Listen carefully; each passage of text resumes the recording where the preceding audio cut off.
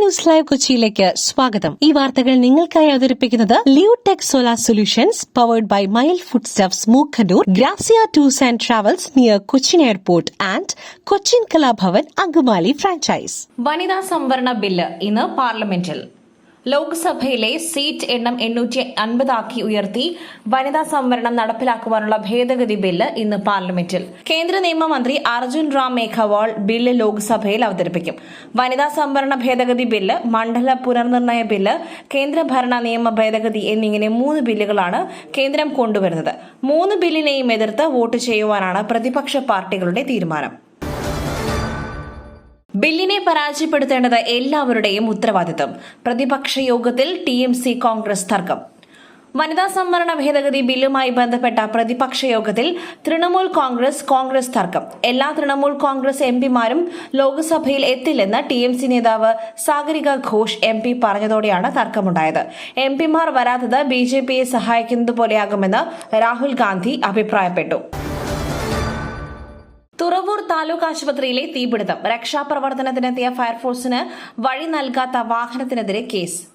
തുറവൂർ താലൂക്ക് ആശുപത്രിയിൽ രക്ഷാപ്രവർത്തനത്തിനെത്തിയ ഫയർഫോഴ്സിന് വഴി നൽകാത്ത സംഭവത്തിൽ നടപടി. വാഹനം പിടിച്ചെടുക്കുകയും വാഹന ഉടമയ്ക്കെതിരെ കേസെടുക്കുകയും ചെയ്തു. കുത്തിയതോട് കോഴന്തുരുത്ത് വൈകുണ്ഠത്തിൽ സുജിത്തിനെതിരെയാണ് പട്ടണക്കാട് പോലീസ് കേസെടുത്തത്. അപകടകരമായ രീതിയിൽ വാഹനം ഓടിച്ചതിന് മോട്ടോർ വെഹിക്കിൾ ആക്ട് പ്രകാരമാണ് ഫയർ ആൻഡ് റെസ്ക്യൂ ആലപ്പുഴ SHOയുടെ പരാതിയിൽ കേസെടുത്തിട്ടുള്ളത്. ആലപ്പുഴയിൽ നിന്നും പോയ ഫയർഫോഴ്സ് വാഹനത്തിന് മുൻപിലാണ് കാർ വഴിമാറാതെ സഞ്ചരിച്ചത്. അതിക്രൂരം. തിരുവനന്തപുരത്ത് യുവാവിനെ സഹോദരങ്ങൾ മർദ്ദിച്ച് കൊലപ്പെടുത്തി. തിരുവനന്തപുരം വിഴിഞ്ഞത്ത് സഹോദരങ്ങൾ യുവാവിനെ മർദ്ദിച്ച് കൊലപ്പെടുത്തി. ബാറിൽ വെച്ചുണ്ടായ തർക്കത്തെ തുടർന്നാണ് കൊലപാതകം. തിരുവല്ലം വണ്ടിത്തടം സ്വദേശി സുമനാണ് മരിച്ചത്. സഹോദരങ്ങളായ അച്ചു S ബാബു, സൂര്യജിത്ത്, അനന്തു എന്നിവരാണ് സുമനെ മർദ്ദിച്ച് കൊലപ്പെടുത്തിയത്. ബാറിലുണ്ടായ തർക്കമാണ് ക്രൂരമർദ്ദനത്തിലും കൊലപാതകത്തിലും കലാശിച്ചത്. ഇന്നലെ രാത്രി 12:45 സംഘർഷം നടന്നത്. സുമനെ വിഴിഞ്ഞം ആശുപത്രിയിൽ എത്തിച്ചുവെങ്കിലും രക്ഷിക്കുവാനായില്ല. അഞ്ചരക്കണ്ടിയിലെ നിതിൻ രാജന്റെ മരണം. ആരോഗ്യ സർവകലാശാല അന്വേഷണ സമിതി ഇന്ന് കോളേജിൽ തെളിവെടുക്കും.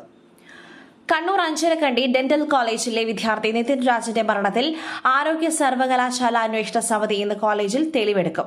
സർവകലാശാല ഭരണസമിതി അംഗം മേജർ ജനറൽ അജിത് നീലകണ്ഠന്റെ നേതൃത്വത്തിലാണ് തെളിവെടുപ്പ്. 1ാം വർഷ BDS വിദ്യാർത്ഥികളുടെ ക്ലാസും ഇന്ന് പുനരാരംഭിക്കും. വിദ്യാർത്ഥികളും അവരുടെ രക്ഷകർത്താക്കളും കോളേജിലെത്തി ഡോക്ടർ റാമയെ പുറത്താക്കണമെന്ന് മാനേജ്മെന്റിനോട് ആവശ്യപ്പെടും. പുട്ടു രുചികരമാവണമെങ്കിൽ മയിലിന്റെ പുട്ടുപൊടി തന്നെ വേണം.